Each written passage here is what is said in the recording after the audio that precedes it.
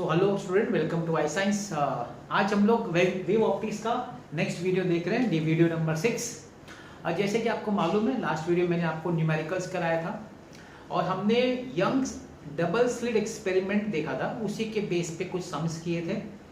हमारा टॉपिक जो चल रहा है वो इंटरफेरेंस चल रहा है। इंटरफेरेंस में जैसे मैंने लास्ट टाइम बोला था, एक और टॉपिक है जो है बाइप्रिज्म। इंपॉर्टेंट जो कंसेप्ट है वो बाइप्रिज्म का है, लेकिन उसके साथ थोड़ा कुछ और भी है। तो आज हम देखेंगे जो इंटरफेरेंस का रिमेनिंग पार्ट है वो आज हम कंप्लीट करेंगे। तो देखिए, जब मैंने आपको इंटरफेरेंस बताया था उस समय मैंने आपको ये बात भी बताई थी कि इंटरफेरेंस एक्चुअली हमारे घर में भी होता है, लेकिन हमको दिखता नहीं है।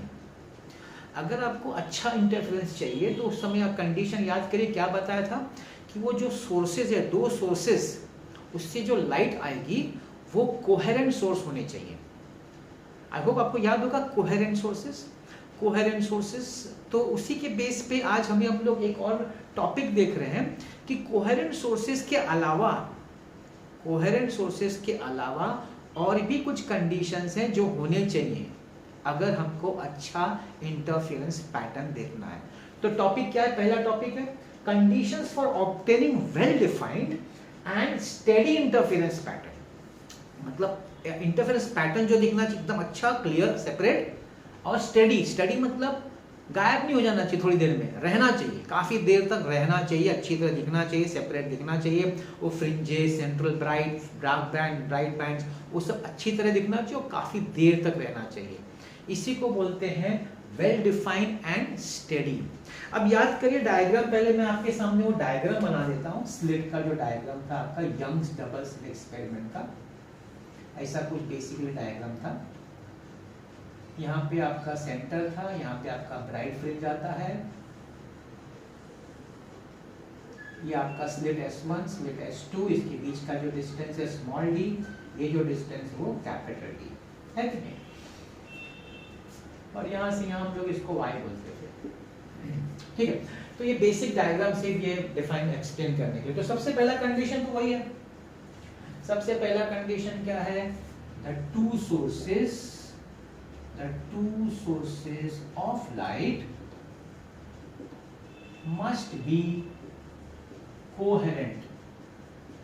So the two sources of light must be coherent. Now what is the meaning of coherent? वापस रिवाइज कर लेते हैं।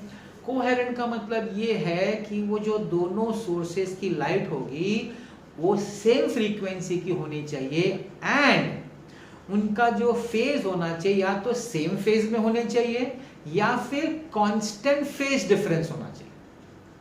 पहला पॉइंट, सेम फ्रीक्वेंसी दोनों की। दूसरा पॉइंट, उनका फेज सेम होगा तो बहुत अच्छा है, अगर नहीं है तो उनके बीच में जो फेज डिफरेंस होना चाहिए वो फिक्स कांस्टेंट होना चाहिए। अगर ऐसा होगा तभी उसी को कहा जाएगा कोहेरेंट सोर्सेस। आप बोलेंगे अगर नहीं हुआ कोहेरेंट सोर्सेस तो क्या? अगर कोहेरेंट सोर्सेस नहीं हुआ तो क्या होगा? तो फिर आपको लाइट सस्टेन दिखेगी नहीं, इंटरफेरेंस आपके घर जैसा रहेगा जहां पे इंटरफेरेंस हो रहा है लेकिन आपको तो नहीं दिख रहा है, क्योंकि उसका कंस्ट्रक्टिव और डिस्ट्रक्टिव, ब्राइट और डार्क कंटिन्यूअसली चेंज होता रहेगा। उसका पोजीशन इतना फास्ट चेंज होगा कि हमको नहीं दिखेगा। तो अगर हमको वो ब्राइट डार्क अच्छी तरह देखना है तो पहला कंडीशन है कि the two sources of light must be coherent. I hope that point is clear. Second point, both should be monochromatic. Now what is the meaning of monochromatic? Monochromatic word, polychromatic word, ये किससे related है? ये wavelength से related है। अब जब Young's ने सबसे पहली बार एक्सपेरिमेंट किया था तो उसने सनलाइट यूज किया था। उधर से गलती ये हो गई, सनलाइट यूज करने की वजह से क्या हो गया, सनलाइट में एक कलर नहीं है तो बहुत सारे कलर्स है, पॉलीक्रोमैटिक है। अब आप बोलेंगे सर पॉलीक्रोमैटिक अलग अलग वेवलेंथ होगा तो क्या प्रॉब्लम होगा? अलग अलग वेवलेंथ का प्रॉब्लम ये है कि अलग अलग वेवलेंथ, अभी आपको पता है कि आपका जो विड्थ है lambda d by d, fringe width lambda पे डिपेंड करता है कि नहीं? आपका जो y था कोई पोजीशन, वो भी तो फॉर्मूला पे डिपेंड करता था, n times lambda d by d for dark, से दिस वाज फॉर ब्राइट, और डार्क का n माइनस r, जो भी इसको तो ठीक है जान दो। मतलब पोजीशन और विड्थ दोनों लैम्डा पे डिपेंड करता है। अगर आपका जो सोर्सेज ऑफ लाइट है अगर वो पॉलीक्रोमैटिक है, मतलब एक से ज्यादा वेवलेंथ है, तो हर एक वेवलेंथ का अपना अपना अलग अलग फ्रिंज विड्थ होगा। तो एक ही वेव एक ही पॉइंट पे अलग अलग कलर वाले अपना अलग अलग बैंडविड्थ बनाएंगे, तो आपको उसी जगह पे अलग अलग दिखेगा, मतलब क्लियर नहीं दिखेगा, आपको एक नहीं दिखेगा, एक के ऊपर एक दूसरा कलर तीसरा कलर सबका अलग अलग आपको दिखेगा। तो आप थोड़ा वहां कंफ्यूजन हो जाएगा, क्लैरिटी नहीं आएगी फ्रिंजेस में। अगर हमको क्लैरिटी चाहिए, अच्छा इंटरफेरेंस पैटर्न चाहिए, तो जरूरी है कि हम मोनोक्रोमैटिक सिंगल वेवलेंथ यूज करें। जब हम सिंगल वेवलेंथ की लाइट यूज करेंगे तो फ्रिंज एक ही बनेगा, उसी कलर का बनेगा, और उसी कलर के हिसाब से फ्रिंज विड्थ भी बनेगा एक। तो आपको एक जब बनेगा तो आपको फिर सेपरेशन अच्छी तरह दिखेगा। नहीं तो एक अगर पॉलीक्रोमैटिक लेंगे तो अलग अलग वेवलेंथ का अलग अलग बैंडविड्थ होगा, अलग अलग पोजीशन होगा फ्रिंजेस का, बड़ा कंफ्यूजिंग हो जाएगा और क्लैरिटी नहीं आएगी इंटरफेरेंस में। जो हम चाहते हैं ना वेल डिफाइंड, वो हो नहीं पाएगा। तो ये बहुत जरूरी है कि मोनोक्रोमैटिक होना चाहिए। फिर दोनों waves both should have same amplitude. What is the same amplitude? अब याद करें इंटेंसिटी हमने देखा था, intensity is proportional to amplitude square.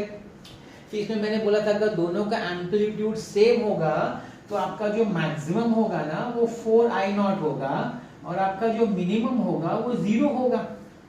मतलब मैक्सिमम 4I0 और मिनिमम, ये आपका ब्राइट होगा या आपका डार्क होगा। आपको एक्चुअली जो कंट्रास्ट होना चाहिए ना वो दिखेगा, आपको क्लियर ब्राइट दिखेगा और क्लियर डार्क दिखेगा अगर एम्पलीट्यूड सेम है। तो अगर एम्पलीट्यूड सेम नहीं है तो I max क्या हो जाएगा? I max हो जाएगा E1 plus E2 the whole square, और I मिनिमम क्या हो जाएगा? I minimum E1 minus E2 the whole square. मतलब ये जो ये वाला पार्ट है 4I0 से कम होगा, और ये 0, और ये इंटेंसिटी 0 नहीं होगी, इसमें थोड़ी सी होगी इंटेंसिटी। मतलब आपको अच्छा कॉन्ट्रास्ट नहीं मिलेगा। देखिए आपको अगर ब्राइट डार्क अच्छी तरह देखना है तो उनके बीच में कॉन्ट्रास्ट भी होना चाहिए ना अच्छा। अगर अच्छा कॉन्ट्रास्ट नहीं होगा तो सेपरेशन बराबर से नहीं दिखेगा आपको। तो कॉन्ट्रास्ट आपको तभी अच्छा दिखेगा जब आपका दोनों वेव्स का एम्पलीट्यूड सेम होगा। अलग अलग एम्पलीट्यूड से कॉन्ट्रास्ट का प्रॉब्लम हो जाएगा, तो फर्क जो दिखना चाहिए ना ब्राइट और डार्क में वो नहीं दिखेगा। कई लोग बोलेंगे सर पता ही नहीं चल रहा है ब्राइट कौन है डार्क कौन है। वो इसलिए होगा अगर एम्पलीट्यूड दोनों वेव्स का सेम नहीं होगा। तो ये बहुत इंपॉर्टेंट है कि both of the waves should have same amplitude. Next point, हम लोग नेक्स्ट पॉइंट पे जाते हैं। नेक्स्ट पॉइंट पे ये जो देखिए distance between the two slit small D है, और ये जो डिस्टेंस है from the slit to the screen, ये आपका स्क्रीन है कैपिटल डी है। ये क्या बोलता है कि स्मॉल डी का जो डिस्टेंस होना चाहिए ना कैपिटल डी से बहुत छोटा होना चाहिए, बहुत ही छोटा होना चाहिए। ये डिस्टेंस हम ऑलमोस्ट सपोज 1 से 2 mm होता है, और ये डिस्टेंस 1 मीटर से लेके 2 मीटर, मतलब 1 मीटर तो होता है, ये थोड़ा सा ज्यादा भी हो सकता है। मतलब ये डिस्टेंस बहुत ज्यादा होना चाहिए, डिस्टेंस बहुत छोटा। अब आप पूछिए क्या कारण, इसका फायदा क्या है, ये क्यों होना चाहिए? ये इसलिए होना चाहिए, अब ये डिस्टेंस जब एकदम छोटा होगा एकदम बड़ा होगा ना, तो आपके जो फ्रिंजेस बनेंगे ना, फ्रिंजेस वो एकदम अलग अलग होंगे, सेपरेशन अच्छा होगा उनके बीच में, विड्थ भी अच्छा होगा और सेपरेशन भी अच्छा होगा। बड़े बड़े दिखेंगे और सेपरेशन के साथ दिखेंगे, तो आपको हाँ दिखेगा जैसे को बड़े बड़े बने फ्रिंजेस और सेपरेट होके बने। तो सेपरेट होके बनने का कारण यही होगा कि आपको फिर वो अच्छी तरह दिखेगा। आप तो देखिए ये सब कंडीशन किया कि हमको अच्छी तरह दिखना चाहिए, वो सब अच्छी तरह दिखना चाहिए। तो आपका अगर डी बड़ा होता है तो आपका डिस्टेंस बढ़ जाता है, और ये छोटा होगा तो भी ये बढ़ेगा, तो मतलब आपको सेपरेशन अच्छा मिलेगा, याद रखिए। और आपका width of the fringe width भी आपको अच्छा देखने को मिलेगा। तो ये कंडीशन भी होना चाहिए। फिफ्थ कंडीशन बोल रहा है कि अगर आपका जो डी है ना, डी ये खुद डी अपने आप में, हमें 0 तो नहीं बोलना चाहिए, फिर भी आपको समझाने के लिए क्या बोलता है, वो स्लिट का जो साइज है ना, साइज नैरो होना चाहिए। टू बी एग्जैक्ट वर्ड है slit should be very narrow. अब आप बोलेंगे इसका क्या फायदा नैरो का, what is the use of having narrow slit? देखिए जब आपका स्लिट एकदम नैरो होगा ना, तो देख अब मैं उल्टा बात करता हूँ, अगर स्लिट जाड़ा होगा, जाड़ा स्लिट होगा, अब जाड़ा स्लिट होगा तो क्या होगा, हर जगह से लाइट जाएगी, अभी देखो ये आपका एक स्लिट है और ये आपका ऐसा स्लिट है, दो अलग अलग दिखाइए, विड्थ ज्यादा है, ये विड्थ कम है। अब ज्यादा विड्थ की वजह से क्या प्रॉब्लम होगा मालूम है? कम विड्थ में तो चलो S1 S2 में इंटरफेरेंस हो रहा था ना, ज्यादा विड्थ हो जाएगा ना, नैरो की बजाय ब्रॉड हो जाएगा ना, तो ये लोग एक ही स्लिट में लोग आपस में इंटरफेरेंस करना शुरू करेंगे। स्लिट S2 की तो ध्यान दो, ये S1 है, ये S1 में ना ये लोग आपस में खुद का इंटरफेरेंस इनका शुरू हो जाएगा। क्यों? क्योंकि इनके में गैप ज्यादा है। अगर गैप ज्यादा है, नैरो नहीं है, तो ये जो वेव्स निकलेंगे ना इस स्लिट में से, ये लोग खुद ही अपने में इंटरफेरेंस करेंगे। S2 का तो बाद में देखा जाएगा। इसका क्या प्रॉब्लम होगा? प्रॉब्लम ये होगा कि इसका खुद का अपना इंटरफेरेंस अलग बनेगा, इसका खुद का इंटरफेरेंस अलग अलग बनेगा, ब्लर हो जाएगा। मतलब एक ही जगह पे कितने सारे इंटरफेरेंस शुरू हो जाएंगे बनना, जो हम नहीं चाहते। हम क्या चाहते हैं आइडियल कंडीशन में कि S1 में से एक ही निकले, S2 में से भी एक ही निकले, तो दो निकल के इंटरफेरेंस बनेगा तो अच्छा दिखेगा। अगर S1 में से खुद ही बहुत सारे निकल रहे एक साथ, क्योंकि उनका अगर नैरो नहीं है, ब्रॉड है, तो वहां से एक साथ बहुत निकलेंगे, तो वो लोग खुद ही आपस में इंटरफेरेंस उनका हो जाएगा। S2 का तो बाद में होगा उनका इंटरफेरेंस, तो जब वो लोग वहां पहुंचेंगे उनका खुद का फ्रिंजेस बनेगा, S2 के साथ उनका अलग से फ्रिंजेस बनेगा। आप सोचिए एक ही जगह पे कितने फ्रिंजेस बनेंगे, कहां से आपको दिखेगा? अच्छा भी नहीं दिखेगा, ब्लर दिखेगा। तो क्या है कि स्लिट जो है वो बहुत नैरो होना चाहिए, हर एक दोनों स्लिट, S1 S2 दोनों।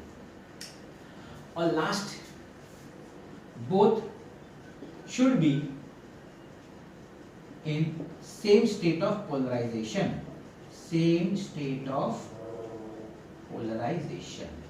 अब पोलराइजेशन का मतलब हम पढ़ चुके हैं। पोलराइजेशन मतलब लाइट को एक पर्टिकुलर डायरेक्शन में अगर हम उसको डायरेक्शन दे दें तो पोलराइजेशन है। अगर आपकी लाइट पोलराइज्ड है तो दोनों वेव सेम पोलराइज, मतलब एक लाइट ऐसे पोलराइज है निकल के आई है, दूसरी लाइट ऐसे पोलराइज है तो नहीं चलेगा। दोनों अगर वर्टिकल तो दोनों वर्टिकल होनी चाहिए, अगर दोनों एंगल पे तो एंगल, दोनों का पोलराइजेशन स्टेट सेम होना चाहिए अगर हम पोलराइज लाइट यूज कर रहे हैं तो। अनपोलराइज है तो नो प्रॉब्लम, लेकिन बाई चांस अगर आप पोलराइज लाइट यूज कर रहे हैं तो वो पोलराइज लाइट दोनों सेम स्टेट में होने चाहिए। तो ये आपके 6 कंडीशंस हैं जब आपको ये बोला जाए कि अगर मुझे अच्छा सा इंटरफेरेंस पैटर्न चाहिए, वेल डिफाइंड एंड स्टडी, तो ये 6 कंडीशंस हैं जो सेटिस्फाई होने चाहिए। ठीक है, ये इंपॉर्टेंट पार्ट हो गया। अब हम जाते हैं कोहेरेंट। कोहेरेंट सोर्सेस के लिए 2 और तरीका है लाने का। एक तो तरीका था जो यंग से हमने सीखा कि भाई एक सोर्स होगा इधर, एक इधर सिंगल सोर्स होगा प्राइमरी, उससे हमारा लेंस की मदद से हमारा 2 इधर सोर्स से स्लिट्स का सोर्स बनेगा और उससे हम इंटरफेरेंस कर सकते हैं, बराबर है। लेकिन तो और तरीका जो आजकल यूज बहुत पॉपुलरली यूज होता है लेबोरेटरी में, इसके अलावा 2 और तरीका है जो लैब में यूज होता है टू गेट इंटरफेरेंस पैटर्न, क्योंकि उससे हमको कोहेरेंट सोर्स बनता है।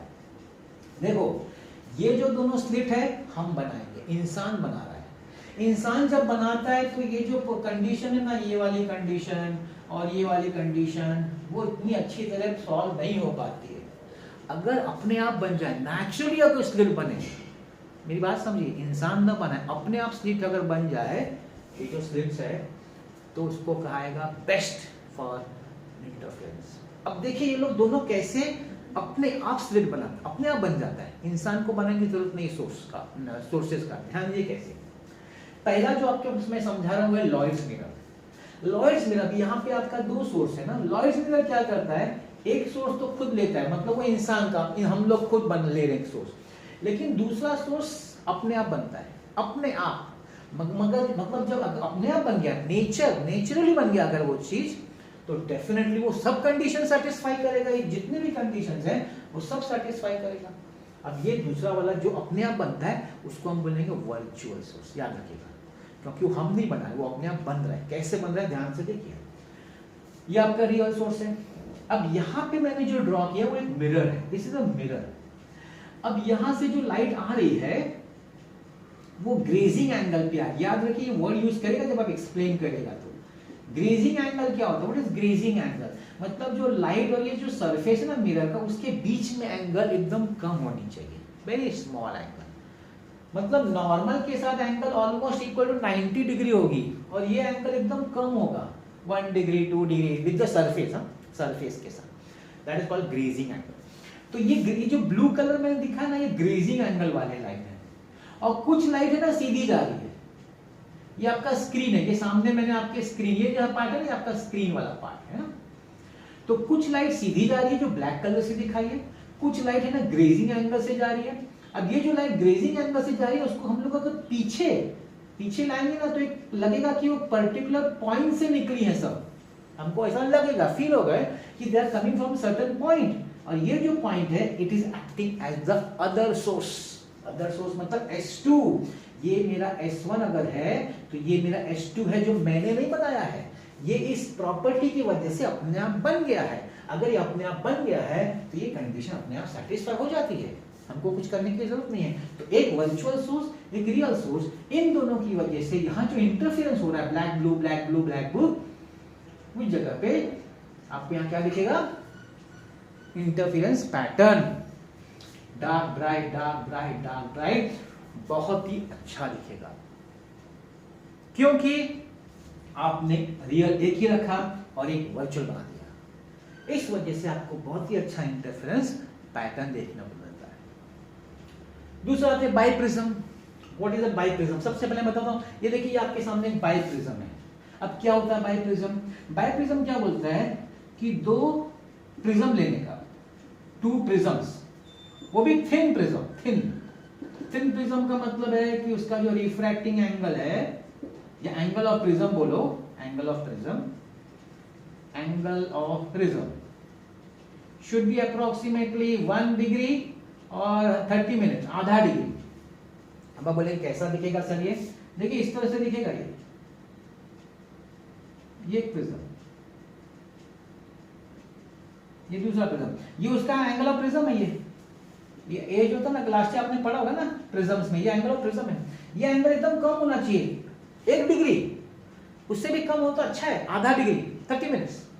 अब क्या करने का, ये जो बेस है BC और ये जो बेस है QR, दोनों को ज्वाइन कर देने का। बताओ, ये आपका एक है, ये आपका दूसरा है, ये आपका है A, ये आपका P, और ये कॉमन बेस दोनों का, BC बोलो कि QR बोलो, ऐसा ज्वाइन कर देने का। इससे आपका बनेगा बाई प्रिज्म। बाई मतलब दो प्रिज्म को ज्वाइन। अब इससे क्या हो जाएगा पता है, ये ऑलमोस्ट, इसको थोड़ा वर्किंग करेंगे तो ऑलमोस्ट सीधा हो जाएगा। अब इससे क्या होगा, ये आपका सपोज आधा डिग्री है 30 मिनट्स है, ये भी आधा डिग्री है 30 मिनट्स है, तो यहाँ का जो एंगल ऑफ बाई प्रिज्म कितना डिग्री हो जाएगा भाई? 179 डिग्री, क्योंकि ट्राइंगल का 3 एंगल्स होता है ना, आधा डिग्री तो 1 डिग्री हुआ, और ट्राइंगल का 3 एंगल मिला के 180 होता है। अगर 180 होता है और 2 का मिला के 1 डिग्री है, तो तीसरा एंगल 179 होना चाहिए, तो it should be around 179 degree, तब ये बाई प्रिज्म का काम करेगा। तो मैंने आपको अभी क्या समझाया कि बाई प्रिज्म क्या होता है। आगे बढ़ते हैं। अब ये बाई प्रिज्म के सामने एक सिंगल सोर्स है, यहां पे आपका एक स्क्रीन है। बाई प्रिज्म 179 डिग्री का फायदा देखिए क्या होता है। लॉयड मिरर ने एक ही वर्चुअल सोर्स बनाया था, फ्रेस्नेल ने कैसे काम, फ्रेस्नेल बाई प्रिज्म, दो सोर्स जो बनाता है वो दोनों वर्चुअल बनते हैं, दोनों नेचुरल बनते हैं, हम लोग इंसान को बनाने की जरूरत ही नहीं पड़ती। देखिए कैसे, यहां से जो लाइट निकलती है सिंगल सोर्स से और बाई प्रिज्म पे गिरती है, तो ये जो ऐसा रिफ्रैक्शन होता है कि ये अगर इस लाइट को पीछे लेंगे हम लोग बैकवर्ड, और यहां से बैकवर्ड लेंगे, तो अपने आप दो सोर्स बन जाता है, स्टार्टिंग सोर्स दोनों का। तो ये दोनों कौन से सोर्स हो गए? वर्चुअल, क्योंकि हमने नहीं बनाया, अपने आप बन गए with the help of this refraction. आपके दो वर्चुअल सोर्स हो गए, तो ये कंडीशन ऑटोमेटिकली सेटिस्फाई हो जाती है, और ये जो वर्चुअल सोर्सेज की लाइट है वो आपके स्क्रीन पे बहुत ही अच्छा well defined interference pattern create करेंगी। तो दिस इज, और ये आपका D कहां से, देखिए स्लिट से लेके स्क्रीन तक का डिस्टेंस आपका D है, और ये जो डिस्टेंस है आपका स्मॉल d है। तो ये तो ज्यादा अच्छा है, दो वर्चुअल सोर्स है, जितने वर्चुअल सोर्स होंगे उतना अच्छा आपका इंटरफेरेंस पैटर्न बनेगा, याद रखिएगा, क्योंकि बहुत सारे कंडीशन अपने आप सेटिस्फाई हो जाते हैं वर्चुअल होने की वजह से।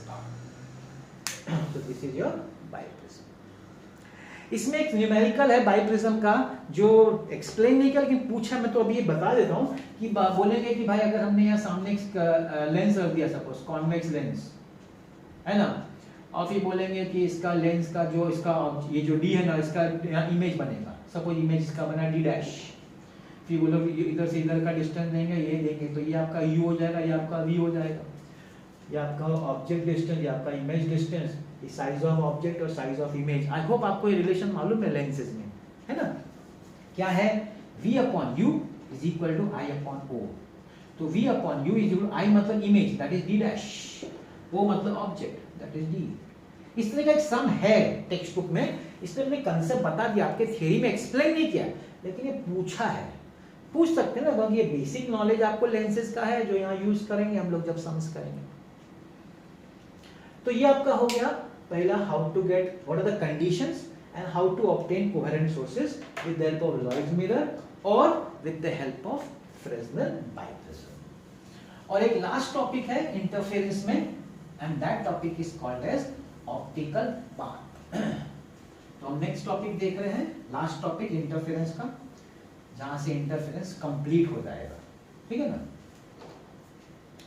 So that is optical path.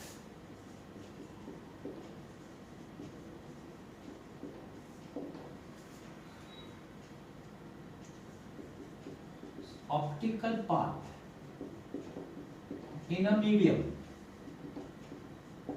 is the effective path traveled by light in vacuum to create the same phase difference or to generate, create करें, generate whatever, to generate the same phase difference, or you can say travel in same time। दो तरीके से explain किया है, phase difference या time से। मैं आपको इसका एक्सप्लेनेशन जो दूंगा ना वो टाइम के हिसाब से, वो ज्यादा इजी है। फेज डिफरेंस भी है एक्सप्लेनेशन, वो ज्यादा डिफिकल्ट है थोड़ा, so I will go with that time explanation, वो आपको ज्यादा इजी लगेगा। अब देखिए डेफिनेशन बाद में समझते हैं, पहले ऑप्टिकल पाथ में आपको समझाता हूं कैसा होता है। अब देखिए सपोज दो सोर्स है लाइट का, है ना, S1 S2। अब यहां से लाइट मूव हो रही है, यहां से भी लाइट मूव हो रही है, ठीक है। स्क्रीन पे लाइट गिरी दोनों, तो दोनों का ऑप्टिकल पाथ कितना होगा, सेम होगा, क्योंकि दोनों स्टार्टिंग पोजीशन दोनों का सेम है और दोनों सेम डिस्टेंस यहाँ ट्रैवल कर रही हैं, तो दोनों का ऑप्टिकल पाथ सेम होगा। अब आप बोलेंगे कि ये ऑप्टिकल पाथ क्या होता है, ये ऑप्टिकल पाथ ये बताता है, सपोज एक लाइट वेव के सामने एक मीडियम आ गया भाई, एक कुछ ग्लास कुछ आ गया, इस ग्लास का सपोज लेंथ है d, इस ग्लास का रिफ्रैक्टिव इंडेक्स n है, तो क्या दोनों का पाथ सेम होगा, नहीं सेम होगा, दोनों का ऑप्टिकल पाथ सेम नहीं होगा। जो पहले सेम था अपने, क्योंकि बीच में एक मीडियम आ गया इसके सामने। तो अब ऑप्टिकल पाथ क्या बोल रहे हैं सुनिए। अब सपोज ये डिस्टेंस d है, रिफ्रैक्टिव इंडेक्स n है। अब टाइम t में ये भी कुछ डिस्टेंस ट्रैवल करेगा, कुछ भी डिस्टेंस हो सकता है। Now d I can take distance, let's say d is the distance in the medium, speed is v, and here d is the distance in vacuum और c is v। वेलोसिटी तो vacuum में v होता है। Since time is same time का हम लोग same time का concept use करें, सेम टाइम, तो टाइम का फॉर्मूला था डिस्टेंस अपॉन स्पीड।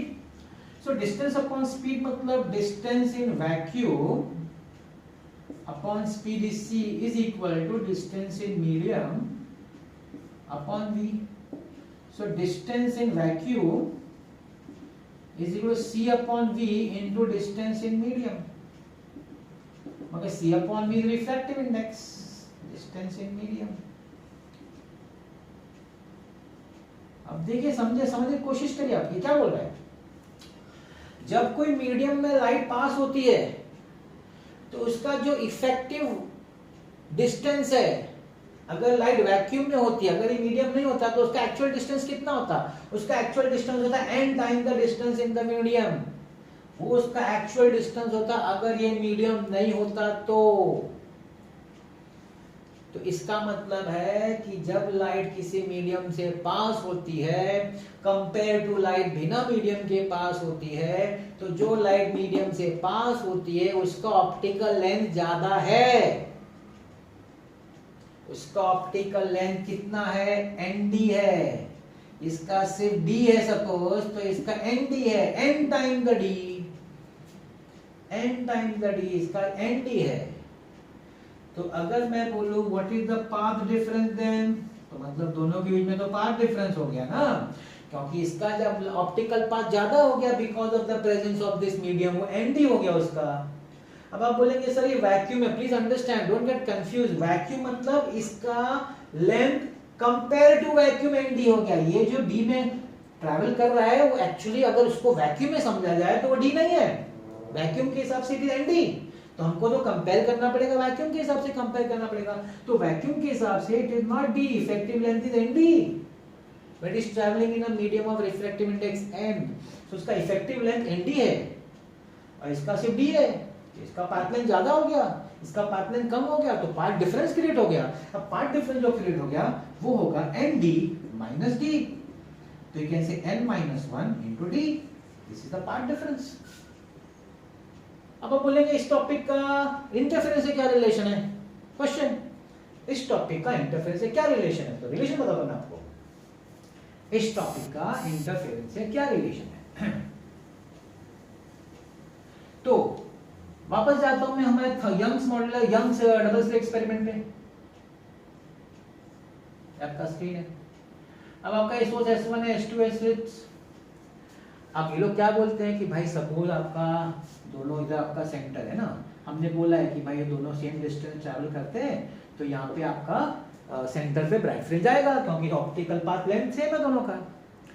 अब बोलते हैं कि सपोज इस स्लिट के सामने मैं एक कुछ ट्रांसपेरेंट मीडियम रख दूं, ग्लास, माइका, कुछ भी रख दूं, और लाइट जब यहां से पास होगी तो भाई ये कंडीशन हो जाएगा उस पे, ये तो बिना मीडियम के पास हो रहा है वैक्यूम में, जबकि ये मीडियम में पास हो रहा है। इसका मतलब है S1 से जो लाइट आएगी O पे उसका पाथ लेंथ ज्यादा होगा ऑप्टिकल पाथ, S2 से जो आएगी O पे उसका लेंथ कम होगा।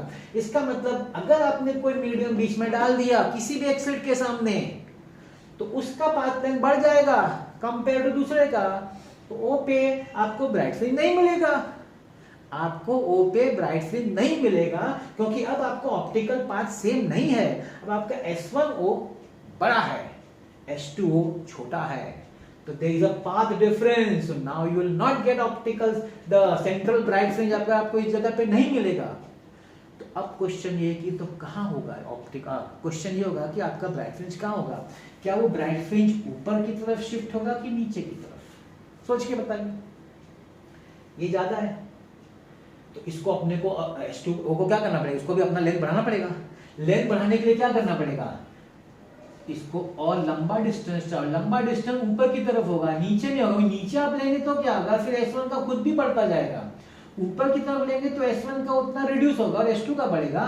तो इसका मतलब जिस जगह पे आपने मीडियम डाला है आपका जो सेंट्रल ब्राइट फ्रिंज है, फ्रिंज शिफ्ट जिसको बोलते हैं फ्रिंज शिफ्ट, आपका फ्रिंज सब शिफ्ट हो जाएगा, वो उस तरफ शिफ्ट होगा जिस तरफ आपने मीडियम रखा है, मतलब द फ्रिंज विल शिफ्ट, पूरा फ्रिंज पैटर्न आपका शिफ्ट हो जाएगा किस तरफ, जिस तरफ आपका मीडियम है उधर आपका शिफ्ट हो जाएगा। ये इंपॉर्टेंस है इस नॉलेज का, ऑप्टिकल पाथ का। ऑप्टिकल पाथ का समझने का फायदा इधर आता है।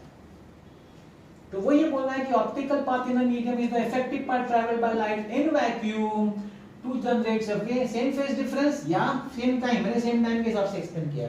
कोई लोग फेज डिफरेंस के हिसाब से एक्सप्लेन करें तो भी फॉर्मूला तो सेम ही आता है, ऐसा नहीं अलग आएगा, लेकिन सेम टाइम यूज करते तो इजी होता एक्सप्लेनेशन, तो मैं कोई ज्यादा इजी लगा तो मैंने आपको ये एक्सप्लेनेशन से समझा दिया। तो यहां पे आपका ऑप्टिकल पाथ साथ में इंटरफेरेंस टॉपिक कंप्लीट हुआ।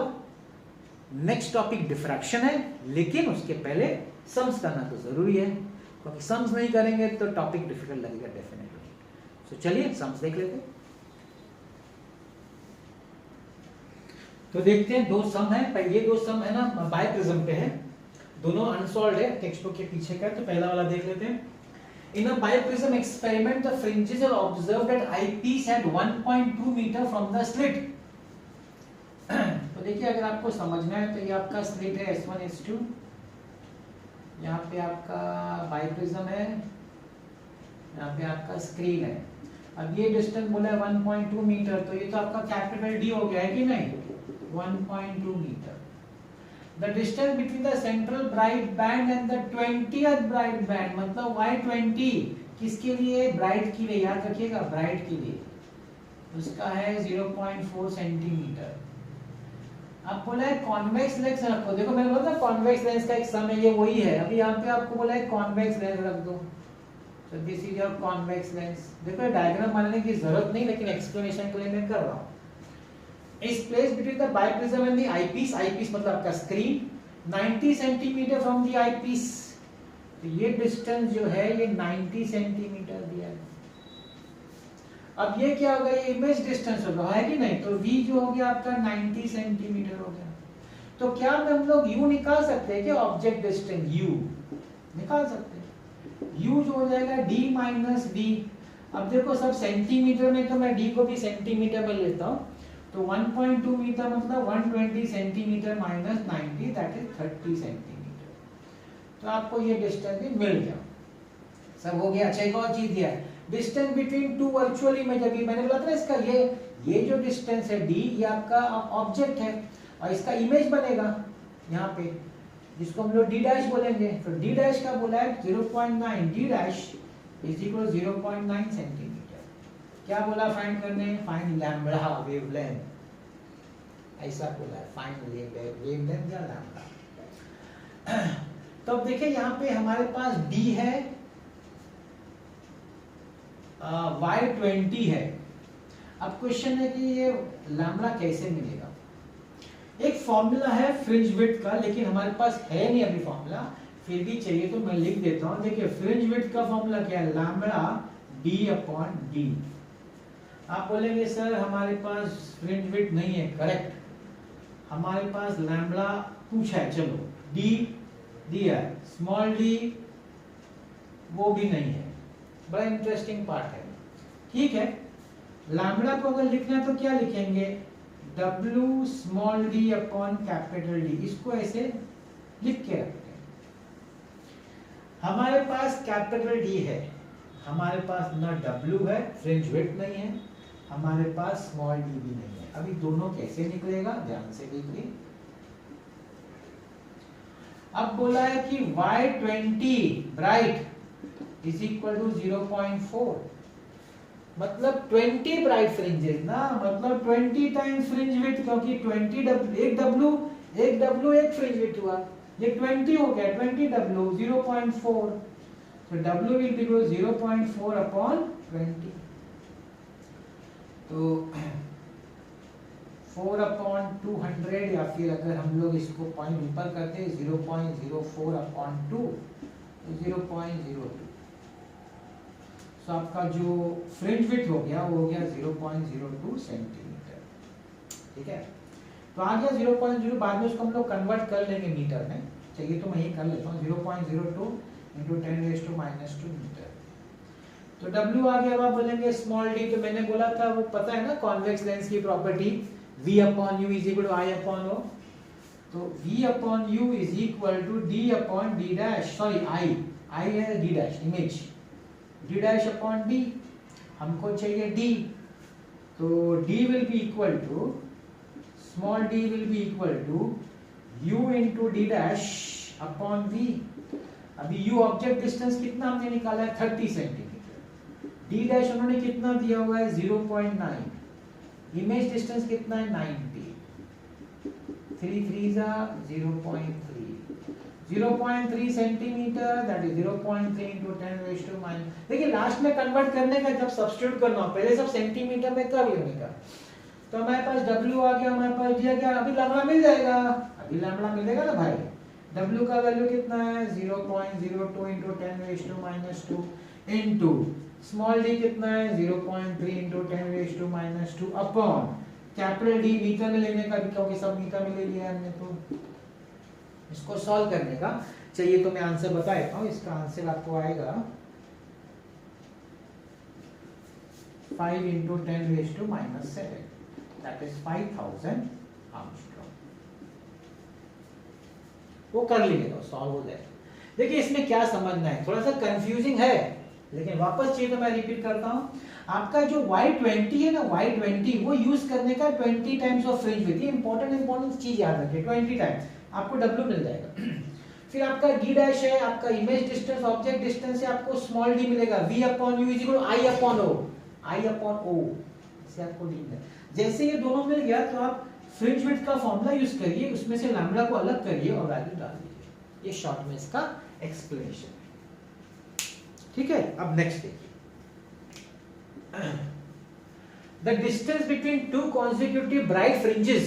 अभी distance between two consecutive bright fringe मतलब fringe width in a biprism experiment using light of wavelength, तो lambda 1 is 6000 angstrom, is this मतलब W1 0.32 millimetre. By how much will the distance change? अगर आपने ये wavelength light लिया 4800 Armstrong लिया तो कितने से चेंज होगा? वो लोग ने फ्रिंज विड्थ नहीं पूछा है, चेंज इन पूछा है, चेंज इन फ्रिंज विड्थ। तो पहले हमको W2 निकालना पड़ेगा और उसके बाद चेंज मिलेगा। एक्चुअली हमको चेंज पूछा है, लेकिन हमको पहले W2 निकालना पड़ेगा। अभी देखो फ्रिंज विड्थ का फॉर्मूला क्या है, लैम्बडा d/d। अब ये दोनों तो कांस्टेंट है क्योंकि उसमें कोई बदलाव नहीं है, मतलब वेवलेंथ मतलब fringe width is proportional to lambda. अगर चेंज मत करिए, आर्मस्ट्रॉन्ग में रह दिए क्योंकि रेशियो लेंगे ना, तो रेशियो में कैंसिल हो जाता है। So you can say W2 upon W1 is equal to lambda 2 upon lambda 1. W2 मुझे चाहिए, W1 दिया है 0.32, lambda 2 है मेरा 4800, lambda 1 है मेरा 6000, 2 0 cut, so W2 will be equal to 48 upon 60 into 0.32. So this will be 12 4s are 12 5s are, फिर इसको हम लोग कट कर सकते हैं, 4 2s are 8, 4 3s are 12, 1.28 upon 5, this will be written as 0.5 2s are 10, 28, 5 5s are 25, 5 6 are 30। तो ये आपको mm में आ गया W2। फिर चेंज निकालना पड़ेगा, change will be W1 minus W2 which is 0.32 minus 0.256, so you can subtract it।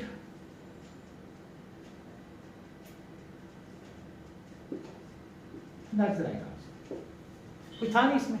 देखो दो अलग अलग दिया तो प्रोपोर्शनलिटी पे जाने का, अगर दो अलग अलग वैल्यूज दिया अलग अलग कंडीशन में, you should always go with proportionality.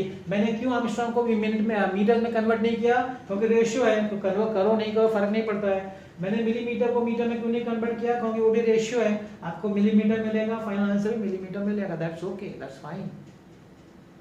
तो दो सम मैंने आपको किया बाइप्रिज्म का, अभी एक आध सम ऑप्टिकल पाथ का भी कर लेते हैं, है कि नहीं?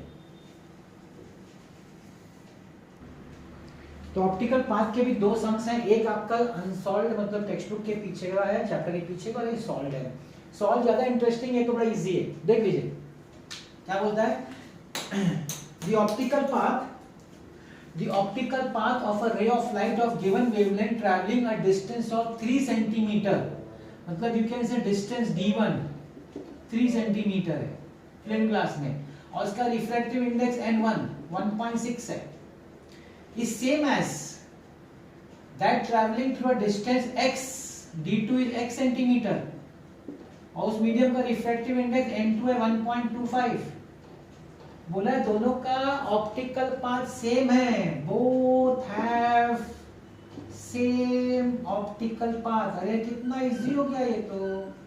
ऑप्टिकल पाथ क्या है? n1 n into d ना, रिफ्रैक्टिव इंडेक्स इनटू डिस्टेंस, मतलब n1 d1 is equal to n2 d2, this is nothing but your optical path। अभी मैंने आपको बताया था, आप देख सकते हैं। तो n1 कितना है 1.6, d1 कितना है 3, n2 कितना है 1.25, d2 x पूछा है, नीचे ले आओ, 1.6 into 3 upon 1.25 is equal to x। इसको सॉल्व करना पड़ेगा, सॉल्व करेंगे तो आपको आ जाएगा 3.84। मैं डायरेक्टली आंसर आपको बता देगा, ठीक है ना, कुछ था नहीं। ऑप्टिकल पाथ सेम था, इसलिए n into d, याद है ना, optical path is nothing but the effective length in the vacuum which is n time refractive time the distance in the medium. बड़ा इजी था, अनसॉल्व्ड मतलब टेक्स्ट बुक के पीछे का। और सॉल्व वाला थोड़ा सा ट्रिकी है, वो देखो क्या है, what must be the thickness of a thin film. आ गया, ये आपका स्लिट है S1 S2 और यहाँ पे आपने एक फिल्म डाल दिया भाई, यहाँ पे फिल्म डाल दिया। तो what must be the thickness of a thin film, इस फिल्म का थिकनेस सपोज T है, T, ठीक है, which when kept near one of the slits shifts the central fringe। आपका जो सेंट्रल फ्रिंज है पूरा शिफ्ट होता है, कितने से शिफ्ट हो जाता है भाई, 5 mm से शिफ्ट होता है, 5 mm से, 5 mm से ऊपर शिफ्ट हो जाता है। तो ये आपका बोल सकते हैं 5 mm,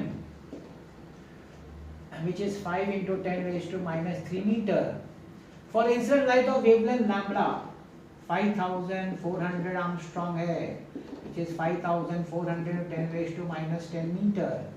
The refractive index n दिया 1.1 and fringe with W 0.5 mm, which is 0.5 into 10 raised to minus 3 meter। बोला थिकनेस कितना होगा इस फिल्म का। अभी देखिए फिल्म की वजह से film causes, what it causes, path difference, optical path difference, कितना याद करो, n-1 into d, d यहाँ पे t है, तो मेरा n कितना है 1.1 minus 1 into t 0.1 t, this is my path difference because of that film। ये हमने किया था n-1 into d, मैं आपको समझा चुका हूँ ये पार्ट डिफरेंस का। तो 0.1 t है पार्ट डिफरेंस। अभी हमारा यंग्स के हिसाब से पार्ट डिफरेंस क्या है जो हमने पहले पढ़ा है Young's double slit experiment, path difference जिसका फॉर्मूला था डेल्टा एल, याद करो, y/d, याद करो भाई, याद करो ये फॉर्मूला ऐसा था आपको। तो कैन आई से therefore 0.1 t should be equal to y/d, y small d by capital D। अब बोलेंगे सर y तो चलो दिया हुआ है कितने से शिफ्ट हुआ, y तो मालूम है सर, लेकिन स्मॉल d और कैपिटल D तो दिया ही नहीं है, स्मॉल d और कैपिटल D। अब w दिया है ना, w का क्या फॉर्मूला है, w is equal to lambda d by d। अब मुझे d by d चाहिए, स्मॉल d को ऊपर लाओ, कैपिटल D को नीचे लाओ, लैम्डा बाय w। तो क्या मैं small d by capital D की जगह लैम्डा बाय w लिख सकता हूँ? यस लिख सकता हूँ। 0.1 t is equal to y lambda by w। क्या मुझे सब वैल्यूज मालूम है? हाँ मालूम है। 0.1 t is equal to y का वैल्यू है, y का वैल्यू आ गया, y का वैल्यू हाँ 5 into 10 raised to minus 3 lambda 5400 into 10 raised to minus 10 upon w 0.5 into 10 raised to minus 3। Point को नीचे ले आओ, 5 into 5400 into 10 raised to minus 13 upon 0.1 into 0.5 into 10 raised to minus 3।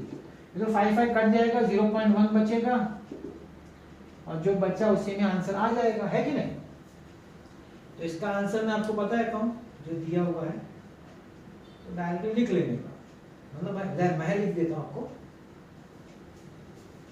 5.4 into 10 raised to minus 5 meter। yes that is the answer 5.4 into 10। यहां ठीक है, आपको देखिए समझना क्या है, इस फिल्म की वजह से पार्ट डिफरेंस ये क्रिएट हुआ और यंग्स डबल स्लिट में पार्ट डिफरेंस का ये फॉर्मूला है, तो दोनों को इक्वेट करो। लेकिन आप देखेंगे कि small d upon capital D नहीं है, नहीं दिया है, लेकिन w दिया है, तो w का फॉर्मूला लिखो और उसका small d upon capital D को लैम्डा अपॉन w में लिखो और ये lambda upon w small d upon capital D के अंदर सब्स्टिट्यूट कर दो, सब वैल्यूज है सब्स्टिट्यूट करो, आंसर आ जाएगा। तो इजी है, मेरा क्या कहना है, वेव ऑप्टिक्स के न्यूमेरिकल्स इजी है। तो टॉपिक वाइज अगर आप पढ़ेंगे और न्यूमेरिकल्स करेंगे तो आपको इजी लगेगा, इस बात का ध्यान रखिए, है कि नहीं। तो इंटरफेरेंस कंप्लीट होता है हमारा यहाँ पे। तो हमने पोलराइजेशन इंटरफेरेंस दो फेनोमेना पढ़ लिया जो हाइगन्स का वेव थ्योरी एक्सप्लेन करता है। ये वेव थ्योरी से हुआ एक्सप्लेन, पार्टिकल थ्योरी से तो नहीं हो सकता, है ना। अब नेक्स्ट तीसरा फेनोमेना लास्ट वाला बाकी है वेव थ्योरी का, वो है डिफ्रैक्शन। सो नेक्स्ट वीडियो आएगा आपके लिए diffraction. So wait for the next video and definitely अगर आपको ये अच्छा लगा तो please don't forget to like, share and subscribe and thank you so much for watching this video.